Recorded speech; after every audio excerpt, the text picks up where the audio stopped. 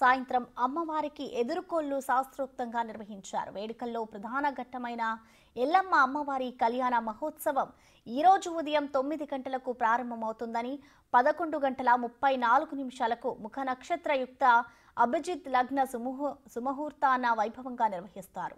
ప్రతి ఏడాది బల్కంపేట ఎల్లమ్మ కళ్యాణం ఆషాఢమాసం మొదటి మంగళవారం రోజున నిర్వహించడం ఆనవాయితీగా వస్తోంది. జూలై 10 సాయంత్రం ఎల్లమ్మ అమ్మవారిని రథంపై పురవీధుల్లో ఘనంగా ఊరేగిస్తారు.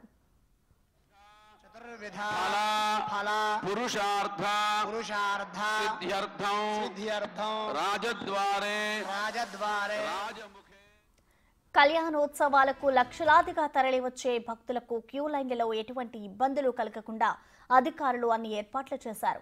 బల్కంపేట ఎల్లమ్మ తల్లికి గద్వాల నేత పట్టుచీరను నడిగెడ్డ ఇలవెల్పు జములమ్మ ఆలయ కమిటీ సభ్యులు అందజేశారు. అనంతరం ప్రత్యేక పూజలు చేశారు.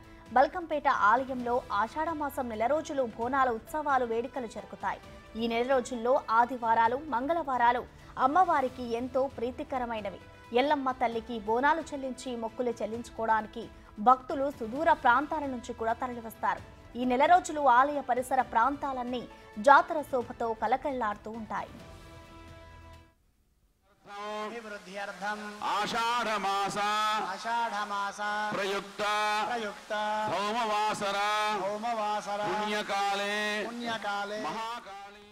బల్కంపేట ఎల్లమ్మ భూమి ఉపరితలానికి 10 అడుగుల దిగువన నిద్రిస్తున్న రూపంలో స్వయంభుగా వెలిసింది. ఈ ఆలయంలో అమ్మవారి మూల విగ్రహం వెనుక భాగం నుంచి నిత్యం నీటి ఊటలు ఉంటాయి.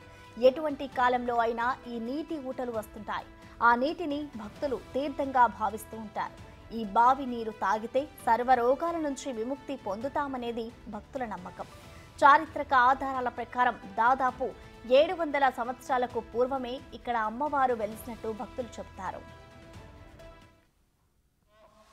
మన కుటుంబంలో ఆయురారోగ్య భోగభాగ్యాలు, నిత్య కళ్యాణము, ధనధాన్యాభివృద్ధి, సౌమంగళ్యాభివృద్ధి, మంచి ఆరోగ్యము, యశస్సు, కీర్తి అన్నీ కావాలి అని ఈ ఆషాఢ మాసంలో మొట్టమొదటి మంగళవారం యందు ఈ దివ్య కళ్యాణ మహోత్సవాన్ని అందరం కలిసి చేసుకుంటున్నాము అని అమ్మవారి దగ్గర భక్తిగా సంకల్పం చేసుకుంటున్నాము. ఇక కళ్యాణ మహోత్సవానికి సంబంధించిన మరింత సమాచారం మా ప్రతినిధి అంజుమ అందిస్తారు. అంజుమ చెప్పండి, ప్రస్తుతం ఆలయ పరిసరాల వద్ద పరిస్థితి ఏ విధంగా ఉంది అంజుమ?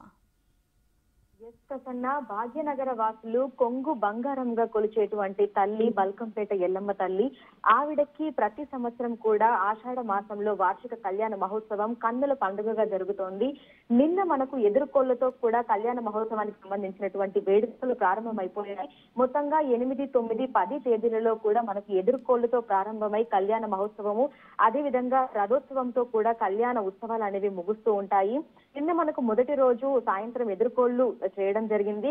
అమ్మవారిని పెళ్లి కూతురుగా ఆలయ అర్చకులు ముస్తాబు చేశారు. ఈ నేపథ్యంలోనే కళాకారులతోటి పుట్టమను తీసుకొచ్చి ఎస్ఆర్ నగర్ లో ఉన్నటువంటి ఆలయం నుంచి ఎల్లమ్మ దేవస్థానానికి కూడా ఊరేగింపుతో మనకు నిన్న సాయంత్రం ఎదురుకోళ్ల ఉత్సవం అనేది కన్నుల పండుగగా జరిగింది. ఇక ఈ రోజు ఉదయం 9 గంటల నుంచే మనకు ఎల్లమ్మ కళ్యాణానికి సంబంధించినటువంటి కార్యక్రమం కూడా ప్రారంభం అయిపోయింది. ఇందుకోసం ఆలయం బయట మండపం కూడా ఏర్పాటు చేయడం జరిగింది.